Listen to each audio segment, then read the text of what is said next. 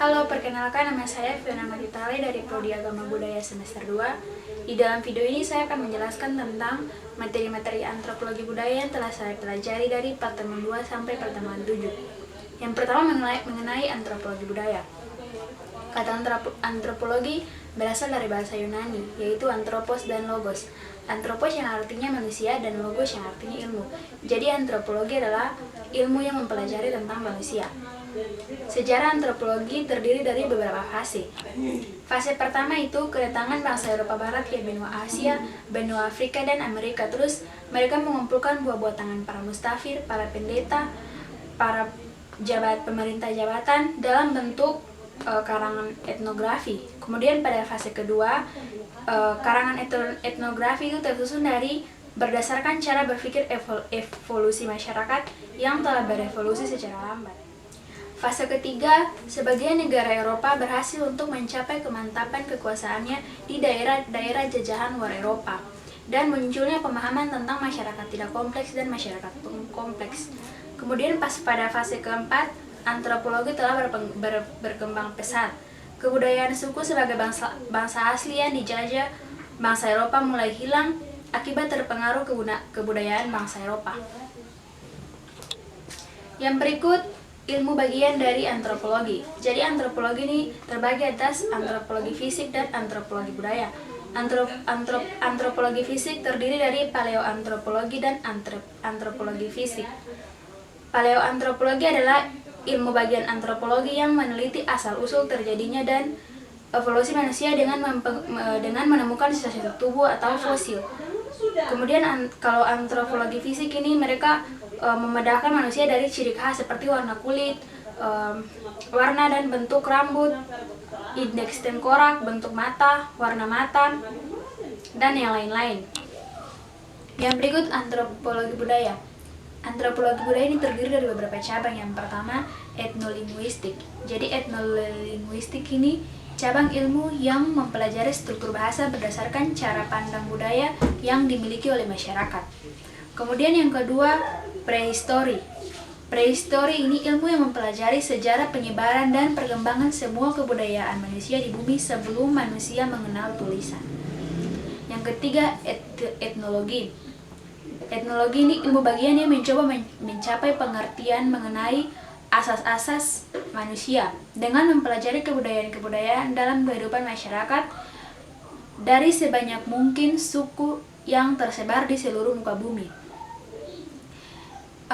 Etnologi ini terdiri dari beberapa bagian lagi. Yang pertama, antropologi ekonomi. Jadi antropologi ekonomi ini mereka berupaya menjelaskan perilaku ekonomi manusia dalam lingkup sejarah geografis dan budaya yang terluas. Yang kedua, antropologi politik. Jadi antropologi politik ini mereka menggunakan pendekatan antropologi terhadap gejala-gejala politik dalam kehidupan manusia. Yang ketiga, antropologi kependudukan. Antropologi kependudukan adalah spesialisasi dalam demografi yang menggunakan teori dan metode antropologis untuk memberikan pemahaman demografis yang lebih baik tentang fenomena dalam populasi saat ini dan masa lalu. Yang keempat, antropologi pendidikan. Antropologi pendidikan ini cabang dari antropologi sosial budaya yang memusatkan studi pada gejala pendidikan dalam kehidupan manusia. Yang kelima, antropologi kesehatan ini studi tentang pengaruh unsur budaya terhadap penghayatan masyarakat tentang penyakit dan kesehatan. Yang keenam, antropologi psikologi. Ini ilmu yang menjembatani kebudayaan dan kepribadian yang menjadi fokus dari dua ilmu yang berbeda. Yang ketujuh, antropologi perkotaan. Pendekatan-pendekatan antropologi mengenai masalah-masalah perkotaan. Yang kedelapan, antropologi pedesaan. Antropologi pedesaan ini mengkaji masalah-masalah sosial budaya yang muncul di dalam pedesaan. Kesembilan, antropologi kehutanan merupakan ilmu yang mempelajari sistem budaya masyarakat secara menyeluruh dalam kaitan pengelolaan dan pemanfaatan sumber daya hutan. Yang berikut, antropologi terapan. Antropologi ini diadakan untuk langsung diimplikasikan sesuai dengan situasi dan kondisi. Antropologi terapan mengkaji atau berhubungan dengan budaya-budaya dan kelompok sesuai dengan gaya hidup pada masa kini. Materi kedua mengenai sistem perkawinan keluarga, kekerabatan, dan warisan.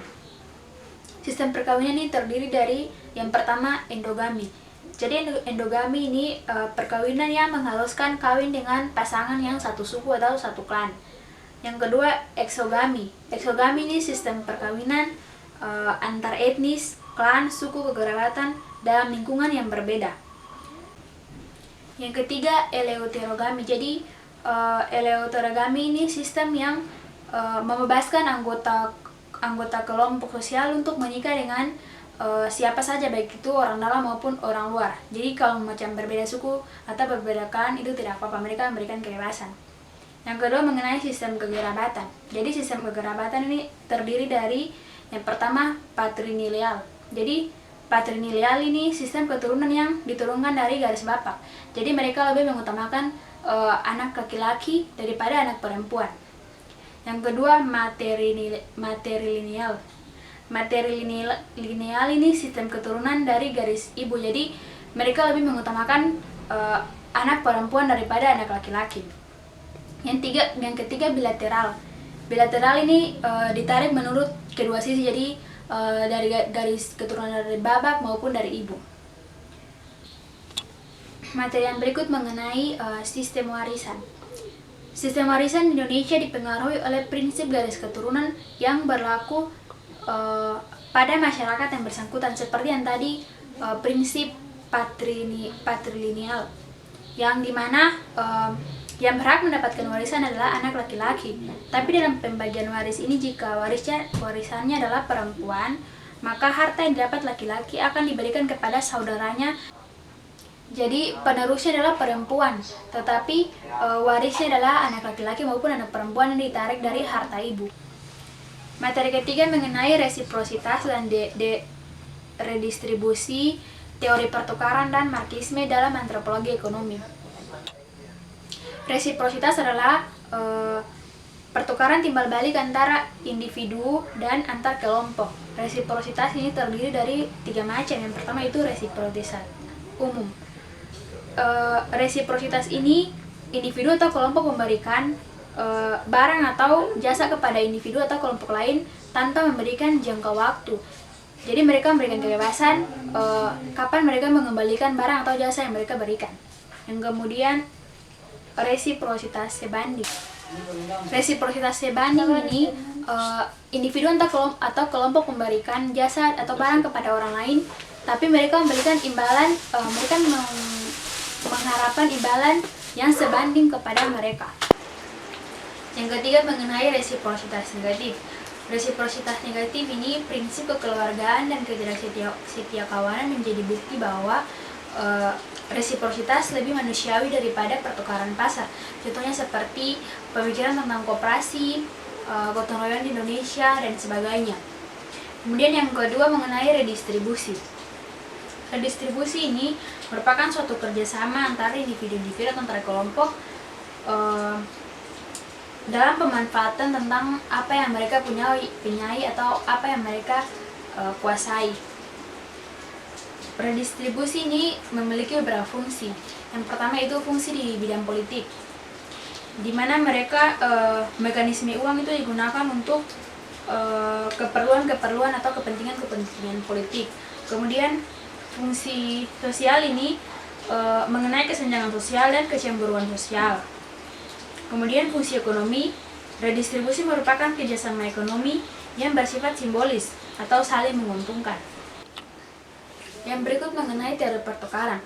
Teori pertukaran ini memfokuskan perhatian pada perilaku nyata manusia, bukan terhadap proses-proses yang bersifat subjektif belakang. Teori-teori pertukaran itu terdiri dari yang pertama pemberian atau the gift dalam masyarakat arkaik. Berbeda dengan masyarakat modern yang cenderung berorientasi ekonomis, pemberian dalam masyarakat arkaik atau masyarakat kuno lebih ditekankan pada nilai estetika, nilai keagamaan, nilai moral, hukum adat, dan lain-lain. Yang kedua mengenai pendekatan perilaku terhadap pertukaran pokok. Menurut Homans, pola-pola pertukaran harus dianalisis dengan memperhatikan motif-motif dan perasaan individu yang terlibat dalam transaksi tersebut. Yang ketiga, munculnya pertukaran makro dan pertukaran sosial dasar. Perseptif teori pertukaran, Peter M. Blau secara eksplisit memperhatikan bahwa saling ketergantungan antara pertukaran sosial tingkat makro dan munculnya struktur sosial yang lebih besar atau makro. Yang berikut mengenai Marxisme dalam antropologi ekonomi. Marxisme ini merupakan protes Marx terhadap paham kapitalisme. Ia menganggap bahwa kaum kapital mengumpulkan uang dengan mengorbankan kaum proletar. Jadi kaum proletar ini harus hidup di pinggiran-pinggiran yang kumuh. Marx berpendapat bahwa masalah ini timbul karena adanya kepemilikan pribadi dan penguasaan kekayaan yang didominasi orang-orang kaya. Untuk mensejahterakan kaum proletar, Marx berpendapat bahwa paham kapitalis harus diganti dengan paham komunisme. Karena kalau tidak diganti, maka kaum proletar akan memberontak dan menuntut keadilan mereka. Materi keempat mengenai kelompok organisasi sosial, politik, dan pengendalian sosial. Kelompok sosial merupakan himpunan atau kesatuan manusia yang hidup bersama karena saling berhubungan di antara mereka secara timbal balik dan saling mempengaruhi. Ciri-ciri dan cara terbentuknya kelompok sosial itu karena setiap anggota sadar bahwa ia tergabung dalam suatu kelompok. Terus adanya hubungan timbal balik antara anggota kelompok. Kemudian adanya faktor pengantar antar anggota. Kemudian antar anggota memiliki struktur atau pola perilaku yang sama. Budaya organisasi sosial dan politik. Budaya organisasi berkenaan dengan nilai-nilai yang dianut oleh suatu organisasi dalam penyelenggaraan kegiatannya. Sebuah organisasi yang terdiri dari berbagai kelompok individu yang bekerja sama yang lama-kelamaan akan membentuk budaya organisasi dan dalam sistem organisasi tersebut. Fungsi hukum atau kebijakan sebagai pengendalian sosial.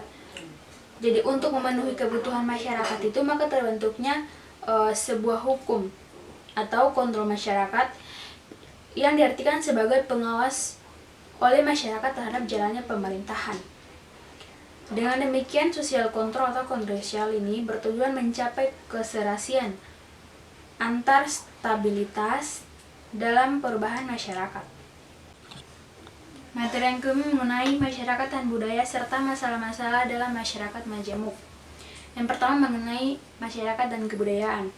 Menurut Konjariningrat, masyarakat adalah kesatuan hidup manusia yang berinteraksi menurut suatu sistem adat istiadat tertentu yang bersifat kontinu dan terkait oleh suatu rasa identitas yang sama. Menurut Ralph Linton, budaya adalah keseluruhan sikap dan pola perilaku serta pengetahuan yang merupakan suatu kebiasaan yang diwariskan dan dimiliki oleh suatu anggota masyarakat tertentu. Masyarakat dan kebudayaan ini tidak bisa dipisahkan. Kebudayaan sangat erat kaitannya dengan masyarakat. Dalam keseharian manusia membutuhkan budaya. Manusia harus memiliki kebudayaan. Tanpa budaya manusia tidak akan hidup. Karena kebudayaan adalah suatu hasil ciptaan manusia untuk memenuhi kebutuhan hidupnya atau untuk memenuhi kelangsungan hidupnya. Kebudayaan sebagai pandangan hidup dan pola tingkah laku manusia. Kebudayaan tidak dapat diperbandingkan karena tidak ada ukuran yang lebih baik, lebih maju atau selanjutnya. Yang ada hanya pola pikir pola manusia untuk mempertahankan kehidupannya sesuai dengan situasi, kondisi, dan tahapan pemikirannya. Kebudayaan adalah sesuatu yang akan mempengaruhi tingkat pengetahuan dan meliputi sistem ide atau gagasan yang terdapat dalam pikiran manusia, sehingga dalam kehidupan sehari-hari. Sedangkan perwujudan kebudayaan adalah benda-benda yang diciptakan oleh manusia sebagai makhluk yang berbudaya, berupa perilaku dan benda-benda yang bersifat nyata, misalnya pola-pola perilaku, bahasa, peralatan hidup, organisasi sosial. Selain itu terdapat 3 wujud kebudayaan. Yang pertama, wujud pikiran, gagasan ide, norma-norma, peraturan, dan sebagainya.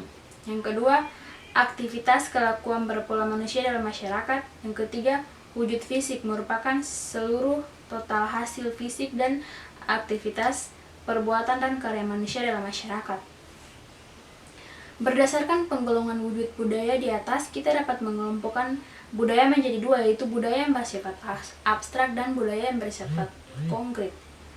Budaya yang bersifat abstrak ini letaknya ada di dalam alam pikiran manusia, misalnya terwujudnya dalam ide, gagasan, nilai-nilai, norma-norma, peraturan-peraturan, dan cita-cita.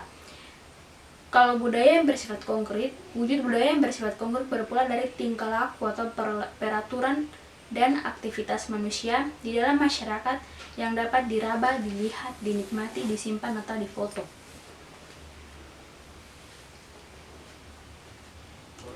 Menurut Kontajiningrat, penyebutan fisik budaya dengan sistem sosial dan fisik terdiri atas perilaku, bahasa, dan materi. Perilaku adalah cara bertindak atau bertingkah laku dalam situasi tertentu.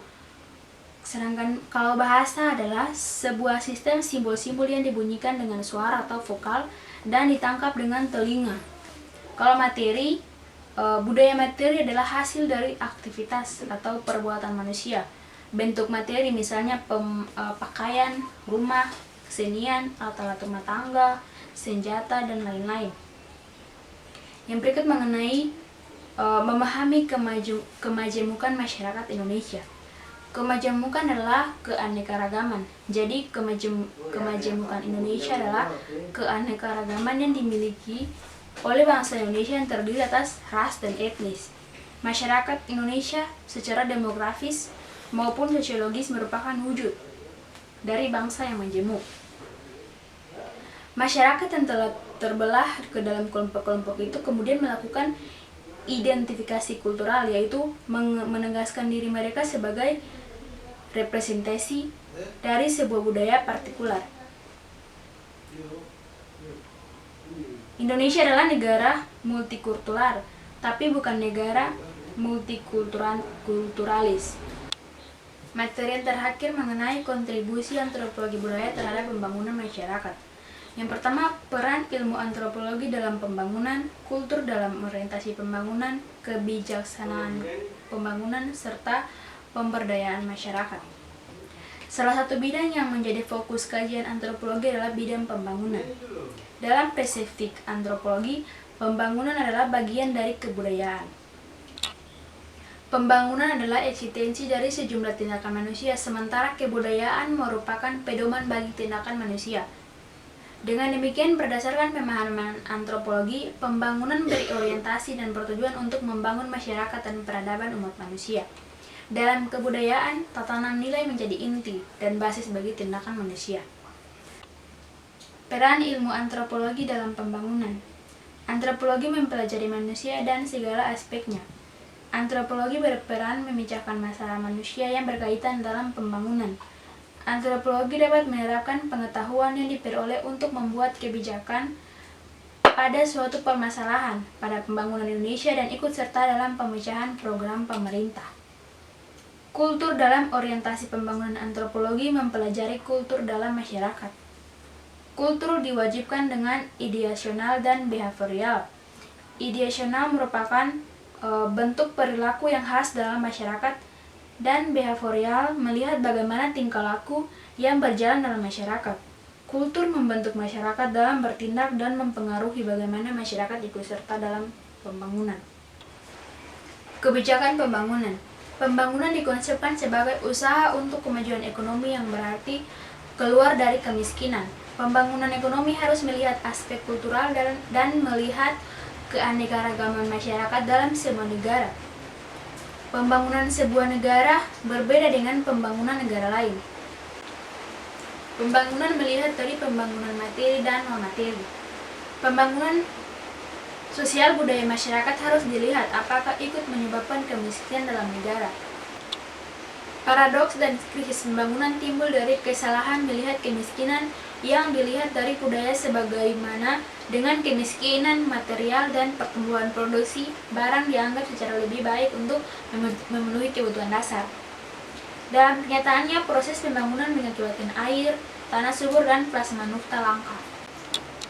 Pembangunan juga harus melihat efek yang ditimbulkan.